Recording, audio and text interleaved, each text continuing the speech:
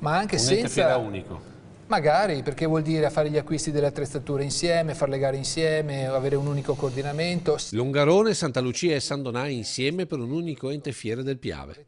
Il magari di oggi del sindaco Andrea Cereser la dice lunga sulle trattative in corso tra le tre amministrazioni, tre realtà della stessa dimensione che per questo possono dialogare alla pari e contemporaneamente esprimere quella potenzialità che manca alla Marca e al Veneto orientale. Ci sono dei modelli di gestione di queste esperienze che, oltre a rappresentare un'opportunità per le imprese che si fanno conoscere, eccetera, eccetera, sono anche sostenibili economicamente. Intendo dire, Longarone organizza una quindicina di eventi all'anno distribuiti nei mesi, chiude il bilancio in attivo, questi lo sanno poco ma è così, non riceve nessun contributo da nessuno, nella regione, nel comune, eccetera, e in più sta pagando un mutuo di circa 300.000 euro all'anno al comune di Longarone per aver acquistato i locali. Esempio virtuoso che si accompagna all'esperienza di Santa Lucia è quella di San Donà, puntando ad un marchio conosciuto in tutto il mondo.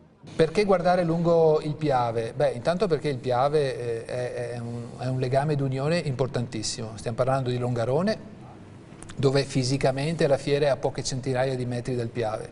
Santa Lucia ha il nome Piave come San Donà proprio nella sua denominazione, quindi c'è stato anche abbastanza spontaneo pensare a questa filiera. Sindaco che con il primo cittadino di Longarone, Riccardo Szumski di Santa Lucia, tiene comunque aperte le porte ad altri enti come Agodega, che il 4 marzo rinnoverà la propria antica fiera. Hanno chiesto loro, per cui...